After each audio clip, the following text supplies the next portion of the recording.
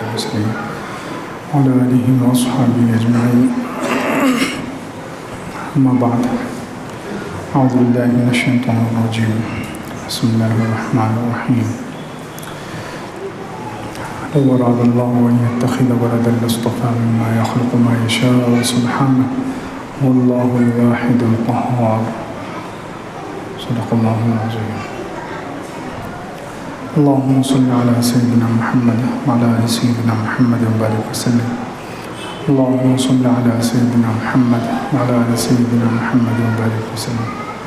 اللهم صل على سيدنا محمد وعلى آل سيدنا محمد وبارك وسلم. بزرگان محترم،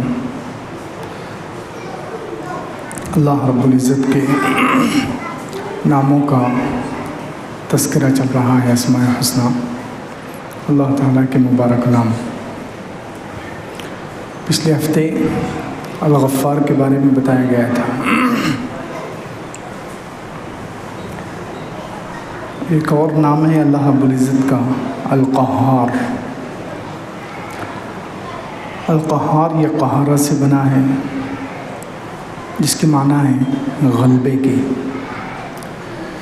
کہ اللہ رب العزت غالب ہے اپنی تمام مخلوقات پر۔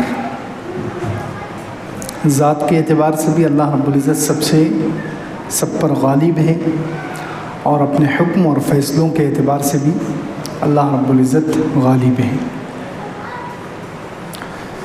اس کو کہتے ہیں القہار، جو سب پر غالب ہے، تمام مخلوقات پر، چاہے جاندار ہو یا بے جان، تمام مخلوق پر جو غالب ہے، اس کی ذات بھی غالب ہے اور فیصلوں اور صفات کے اعتبار سے بھی وہ غالب ہے۔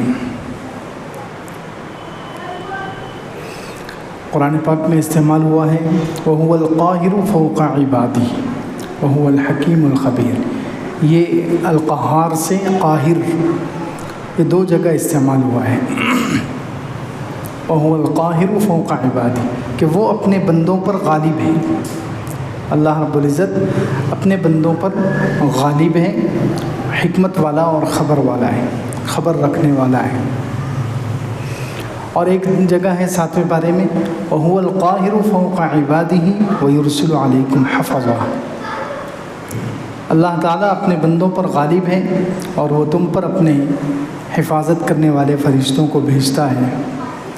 حَتَّى إِذَا جَاءَ أَحَدَكُمُ الْمَوْتُ تَوَفَّتْهُ رُسُلُنَا، تم میں سے کسی کو موت آتی ہے تو اللہ رب العزت کہہ رہے ہیں کہ ہمارے رسول، یعنی ہمارے بھیجے ہوئے فرشتے روح نکالتے ہیں اور وہ کمی زیادتی نہیں کرتے۔ تو یہاں بھی اللہ رب العزت نے اپنے اس نام القاہر کو استعمال کیا ہے کہ اللہ رب العزت اپنے بندوں پر غالب ہے، اور غالب ہونے کے لیے اللہ تعالیٰ نے یہاں مثال جو دی ہے وہ موت کی دی ہے، کہ اللہ تعالیٰ وَهُوَ الْقَاهِرُ فَوْقَ عِبَادِهِ، اپنے بندوں پر غالب ہے، یعنی بندوں پر اس کا اختیار ہے، کنٹرول ہے، بندوں پر اس کا حکم چلتا ہے۔ اس کی مثال کیا ہے؟ موت۔ اس کی مثال کیا ہے؟ موت، کہ جب اس کا فیصلہ، اللہ تعالیٰ کا فیصلہ موت کا ہو جاتا ہے، اللہ تعالیٰ کسی انسان کے بارے میں، کسی جاندار کے بارے میں موت کا فیصلہ کر لیتے ہیں، تو پھر بڑے سے بڑا ظالم بھی مر جاتا ہے، بادشاہ بھی مر جاتا ہے، مالدار بھی مر جاتا ہے، غریب بھی مر جاتا ہے، مرد بھی، عورت بھی، سب کوئی بھی اللہ کے اس فیصلے کو ٹال نہیں سکتا۔ آج تک کوئی ٹال سکا ہے موت کو؟ موت کے فرشتے کو کوئی واپس کر سکا ہے؟ کوئی موت کے فرشتے سے لڑ کر جیت سکا ہے؟ نہیں۔ مثال اللہ رب العزت نے کیسی دی ہے، سبحان اللہ، کہ اللہ تعالیٰ اپنے بندوں پر غالب ہے، یہاں تک کہ جب تم میں سے کسی کی موت کا وقت آتا ہے تو ہمارے فرشتے آ کر روح نکال لیتے ہیں۔ بڑے بڑے ظالم بادشاہوں کی روح نکالی ہے فرشتوں نے، بڑے بڑے ظالموں کی، جابروں کی، سخت دل لوگوں کی، گنہگاروں کی، اللہ کے نافرمانوں کی، پہلوانوں کی، کیسے کیسوں کی روح نکالی ہے۔ اور انسان کو تیاری کا بھی موقع نہیں ملتا۔ انسان کھاتے کھاتے چلا جاتا ہے، چلتے چلتے چلے جاتا ہے، ایکسیڈنٹ میں مر جاتا ہے، جوانی میں مر جاتا ہے، بڑھاپے میں مر جاتا ہے، بچہ مر جاتا ہے، گھر میں موت ہو جاتی ہے، پورے گھر والے موجود ہیں، بیوی بچوں کے بیچ میں ہیں اور مر جاتا ہے، اور کبھی کبھی اکیلے میں بھی مر جاتا ہے۔ یہ کیسا فیصلہ ہے یہ موت کا اللہ رب العزت کا، کہ انسان جس حال میں ہو اللہ کی طرف سے اشارہ ہوتا ہے، حکم ہوتا ہے اور بندہ چل دیتا ہے۔ بڑے سے بڑا امیر، بڑے سے بڑا پہلوان، کوئی یہ نہیں کہہ سکتا کہ میں تو ابھی بہت طاقتور ہوں، مجھے تھوڑا کمزور ہونے دو پھر میں آؤں گا، کہ میں جوان ہوں ابھی، بوڑھا ہونے دو پھر میں اللہ کے بلاوے پر آؤں گا، نہیں۔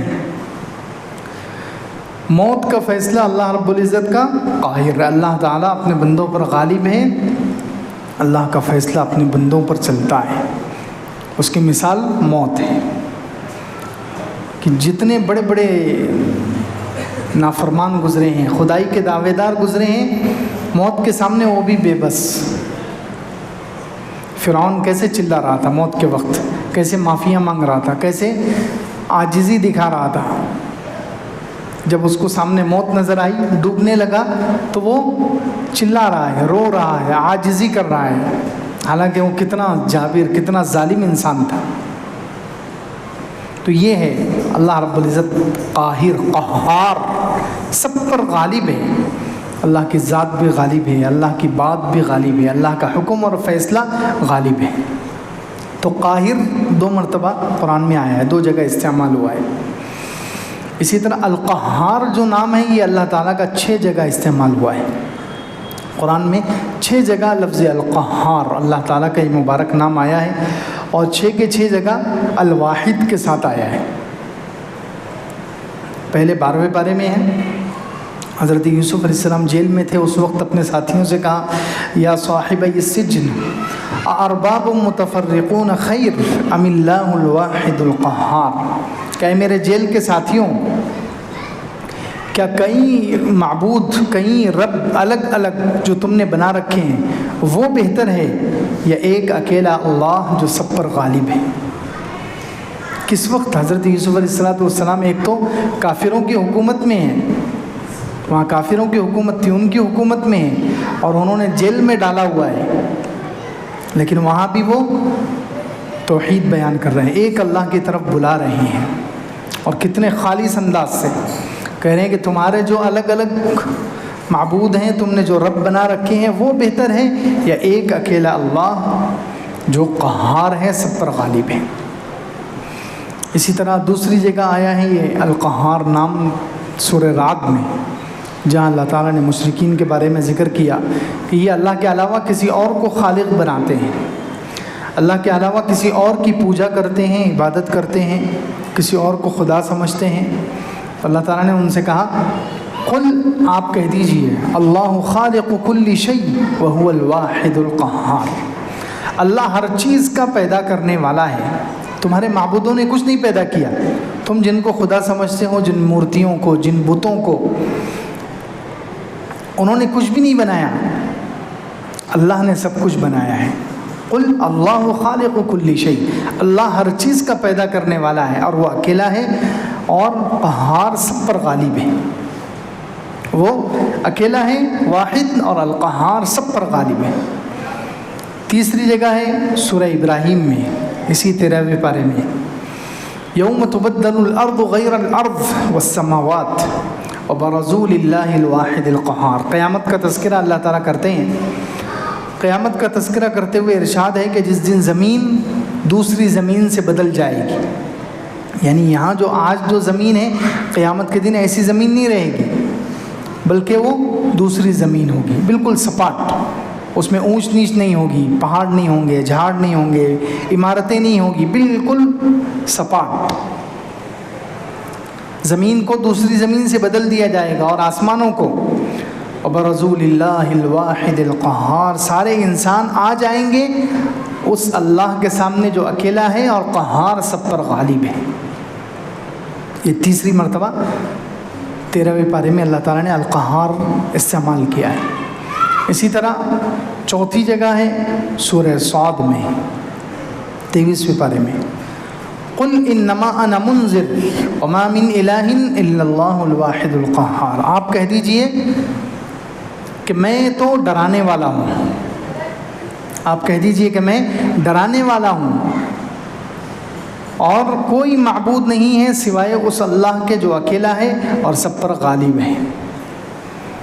وما من الہ الا اللہ الواحد القہار، کوئی معبود نہیں ہے۔ تم جن کو معبود سمجھتے ہو، خدا سمجھتے ہو، یہ کوئی معبود نہیں ہے، اللہ کے علاوہ کوئی بھی معبود نہیں ہے۔ معبود وہ اکیلا ہے، الواحد، اور اکیلا ہوتے ہوئے بھی سب پر غالب ہے، القہار۔ اسی طرح اس کے اگلے پیج پر ہے سورہ زمر میں، لو اراد اللہ ان یتخذ ولدا لاصطفى مما یخلق ما یشاء سبحانہ هو اللہ الواحد القہار۔ اگر اللہ تعالیٰ چاہتا، لو اراد اللہ ان یتخذ ولدا، اگر اللہ تعالیٰ کسی کو بیٹا بنانا چاہتا تو اپنی مخلوق میں سے جس کو چاہتا بنا لیتا، لیکن اللہ کی ذات پاک ہے، اللہ کو بیٹے کی کوئی ضرورت نہیں ہے، سبحانہ، اور وہ واحد اکیلا ہے، القہار، سب پر غالب ہے۔ بیٹوں کی ضرورت تو انسان کو پڑتی ہے جو مجبور ہے، جو کمزور ہے، جو آگے چل کر یعنی بڑھاپے میں کمزور ہو جاتا ہے، کسی کی مدد کا محتاج ہو جاتا ہے، لیکن اللہ تعالیٰ ایسا نہیں، وہ اکیلا ہے، طاقتور ہے، سب پر غالب ہے، اس پر کوئی کمزوری نہیں آتی، وہ ہر قسم کی کمزوری سے، نقص سے، عیب سے اللہ کی ذات پاک ہے، سبحانہ، اور وہ اکیلا ہو کر سب پر غالب ہے۔ یہ پانچویں جگہ استعمال ہوا۔ چھٹی جگہ جو القہار استعمال ہوا ہے یہ 24ویں پارے میں ہی، سورہ زمر میں ہی 24ویں پارے میں استعمال ہوا، نہیں سورہ مومن میں استعمال ہوا۔ قیامت کا تذکرہ کرتے ہوئے اللہ تعالیٰ فرمانے، قیامت کے دن اللہ رب العزت کہیں گے سارے مخلوق سے، لمن الملک اليوم، آج کس کی بادشاہت ہے؟ پھر خود ہی جواب دیں گے، للہ الواحد القہار، اکیلے اللہ کے جو سب پر غالب ہے۔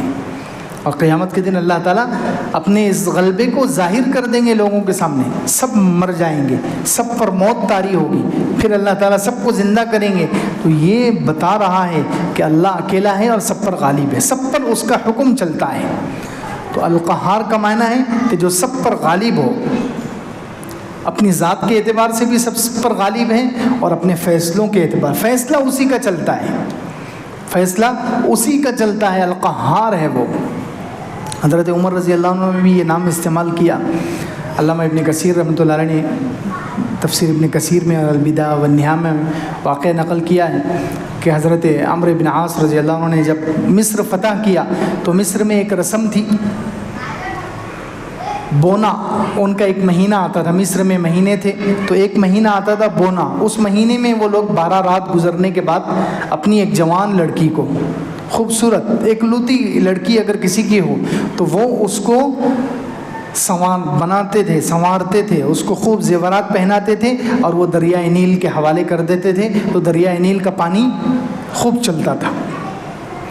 تو جب مسلمانوں نے اس ملک کو فتح کر لیا، ملک مصر کو، اور وہ بونا نام کا شہر مہینہ آ گیا، تو سارے لوگ آ گئے، مصر کے رہنے والے وہ لوگ حضرت عمرو بن عاص رضی اللہ عنہ کے پاس آئے، اور انہوں نے آ کر کہا کہ ہمارے پاس یہ رسم ہے، اس مہینے میں ہم 12 دن گزرنے کے بعد ایک لڑکی جو اکلوتی ہو اس کے ماں باپ کو ہم پہلے راضی کرتے ہیں اور اس لڑکی کو پھر دریائے نیل کے حوالے کر دیتے ہیں، جس کی وجہ سے پانی خوب چلتا ہے۔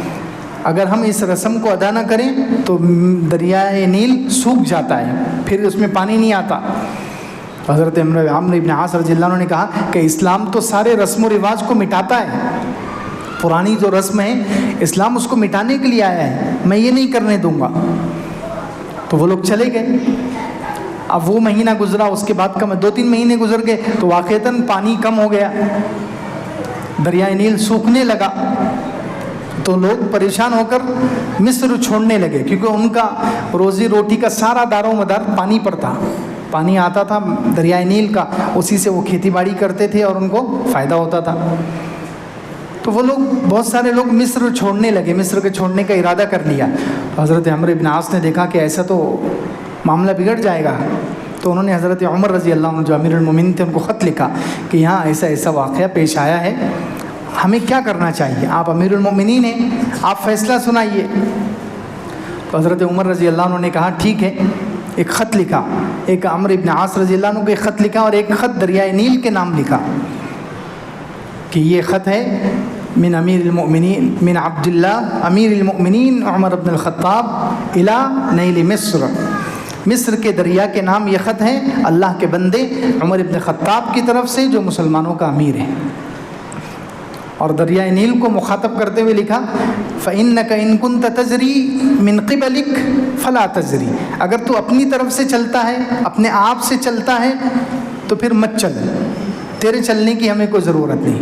وَإِن كَانَ اللَّهُ الْوَاحِدُ الْقَهَّارُ يُجْرِيكَ فَنَسْأَلُ اللَّهَ أَن يُجْرِيكَ، لیکن اگر ایک اللہ جو قہار ہے، جس کا فیصلہ سب پر چلتا ہے، جس کا فیصلہ سب پر غالب ہے، اگر وہ اللہ تجھے چلاتا ہے تو ہم اس اللہ سے دعا کرتے ہیں کہ وہ تجھے چلائے۔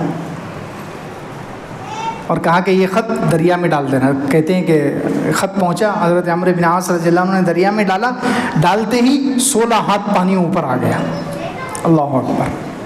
جیسے ہی حضرت عمر رضی اللہ عنہ کا خط ڈالا گیا تو پانی جو ہے 16 ہاتھ پانی اوپر آ گیا، اور آج تک وہ دریائے نیل چل رہا ہے، کبھی خشک نہیں ہوا، کیونکہ حضرت عمر رضی اللہ عنہ نے اللہ تعالیٰ کے اسی نام کو وہاں پر استعمال کیا، القہار۔ القہار کہتے ہیں غالب، سب پر غالب، ذات کے اعتبار سے بھی اور فیصلہ اور حکم کے اعتبار سے بھی اللہ کا فیصلہ سب پر چلتا ہے، اللہ کا فیصلہ غالب ہے۔ اس لیے القہار کا ایک تقاضا یہ ہے کہ مسلمانوں کو صرف اللہ سے ڈرنا چاہیے، اللہ کا خوف ہونا چاہیے، اللہ کے علاوہ کسی اور مخلوق کا خوف نہیں ہونا چاہیے، کیونکہ ہمارا ایمان ہے کہ القہار یعنی غالب، فیصلہ چلانے والا اکیلا کون ہے؟ اللہ ہے۔ تو پھر ہمیں کسی سے کیا ڈرنے کی کیا ضرورت، کسی مخلوق سے، کسی بادشاہ سے، کسی ظالم سے، کسی حکومت سے، کسی قانون سے، کسی سے ڈرنے کی ضرورت نہیں، کیونکہ اکیلا اللہ ہے جو قہار ہے، سب پر غالب ہے۔ اللہ کے رسول صلی اللہ علیہ وسلم صحیح ابن حبان میں حدیث ہے کہ جب آپ کو کوئی پریشانی ہوتی، رات میں بھوک ستاتی، فقر و فاقہ ہوتا، یا اور کوئی پریشانی کی وجہ سے رات میں نیند کھل جاتی، اللہ کے رسول صلی اللہ علیہ وسلم دعا پڑھتے تھے لا الہ الا اللہ الواحد القہار رب السماوات والارض وما بینہما العزیز الغفار۔ پریشانی سے نکلنے کی دعا ہے کہ جب پریشانی ہوتی یا بھوک ستاتی تو اللہ کے رسول صلی اللہ علیہ وسلم یہ دعا پڑھتے تھے رات میں اٹھ کر لا الہ الا اللہ الواحد القہار، نہیں ہے کوئی معبود سوائے اس ایک اللہ کے جو قہار، سب پر غالب ہے، رب السماوات والارض وما بینہما، آسمانوں اور زمین اور درمیان کا رب ہے، اور وہ غالب ہے، معاف کرنے والا ہے۔ تو القہار سب پر غالب، ذات کے اعتبار سے بھی غالب ہے، اور حکم اور فیصلے کے، یعنی فیصلہ جب وہ فیصلہ کر لیتا ہے تو اسی کا فیصلہ چلتا ہے، اس کے علاوہ پھر کسی کا فیصلہ نہیں چلتا۔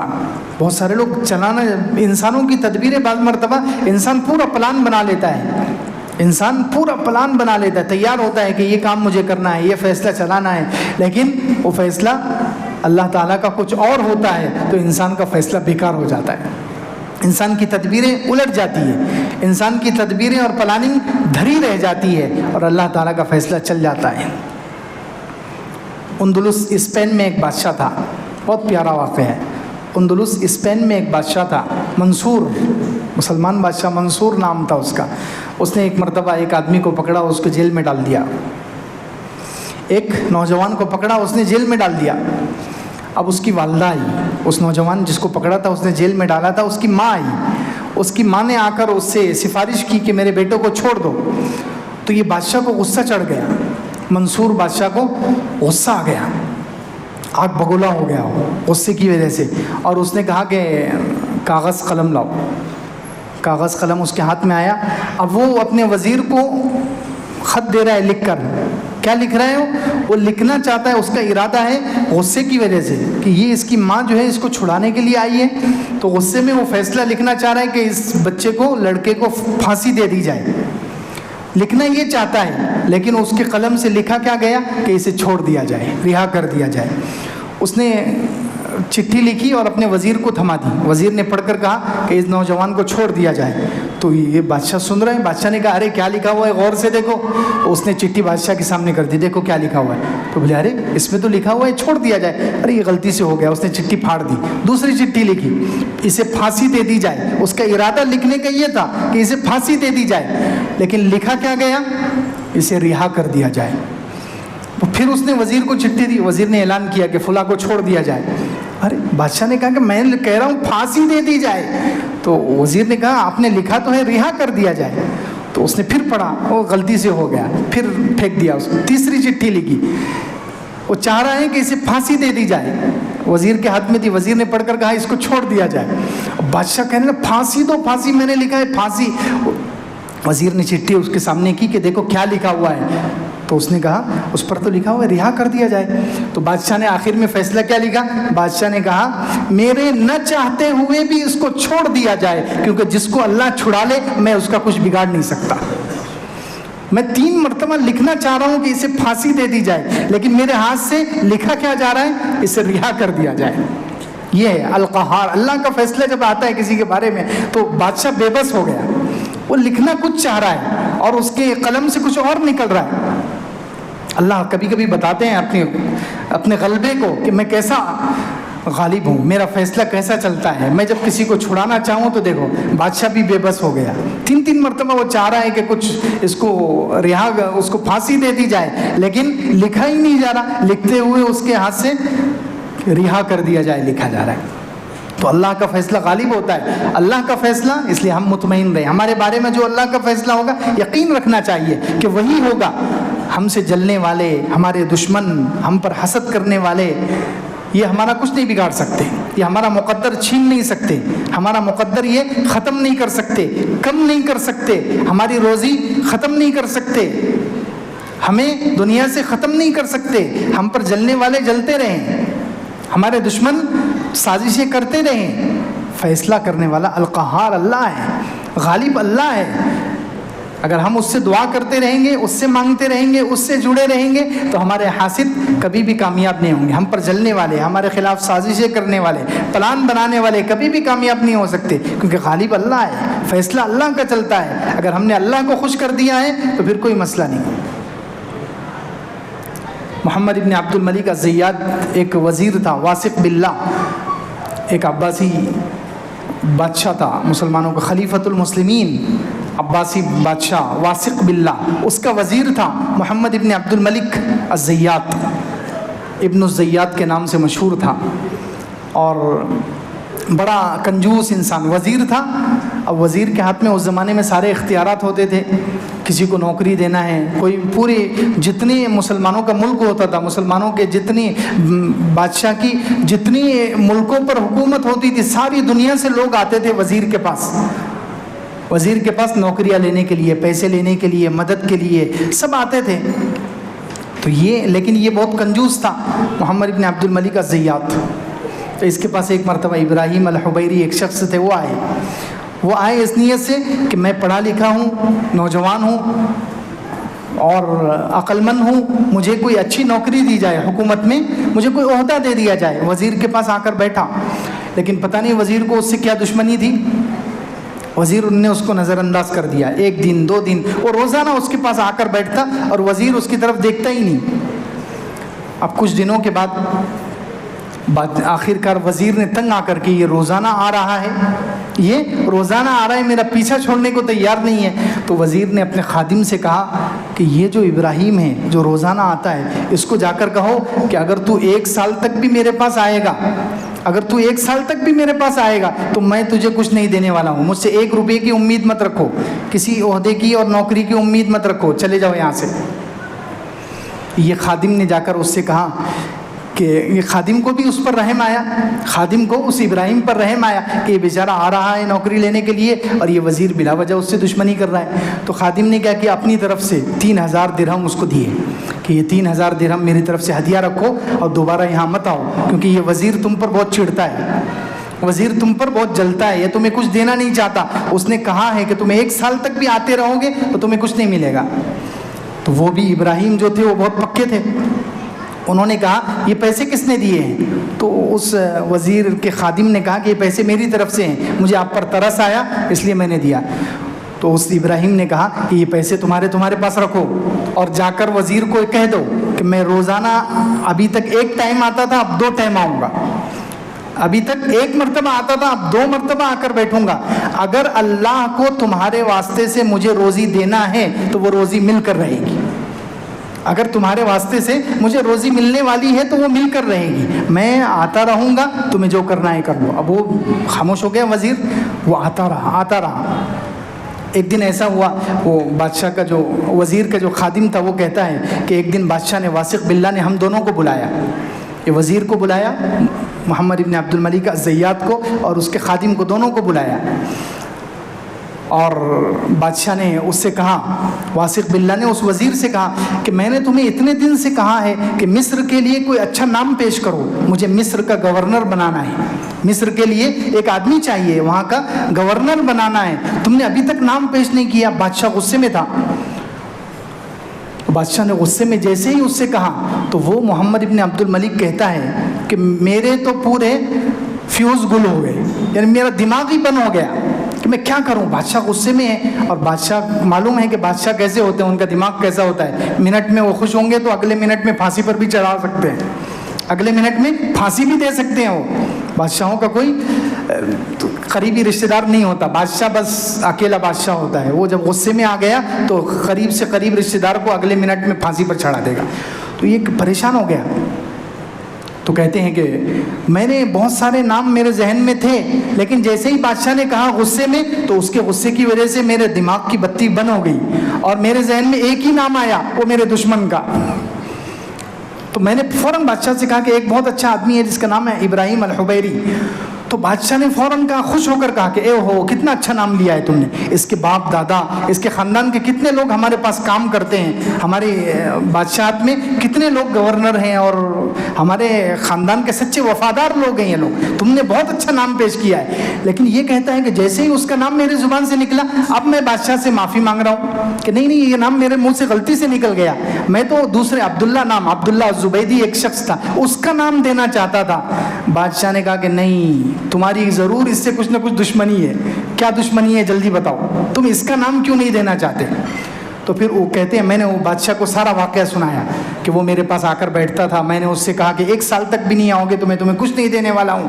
اس نے کہا کہ اگر تمہارے ذریعے سے اللہ نے مقدر میں کر رکھا ہے تو مجھے روزی مل کر رہے گی۔ تو بادشاہ کہتے ہیں بہت ہنسا، بادشاہ جو ہے بہت ہنسا، اور ہنسنے کے بعد وہ وزیر کہتا ہے کہ بادشاہ سلامت، یہ فقیر آدمی ہے، غریب آدمی ہے، نہ اس کے پاس کپڑے ہیں نہ سواری ہے، یہ کیسے مصر کا بادشاہ بن جائے گا؟ مصر کا گورنر بننے کے لیے کوئی اچھے کپڑے چاہیے، انسان کو سواری چاہیے، مال و دولت چاہیے۔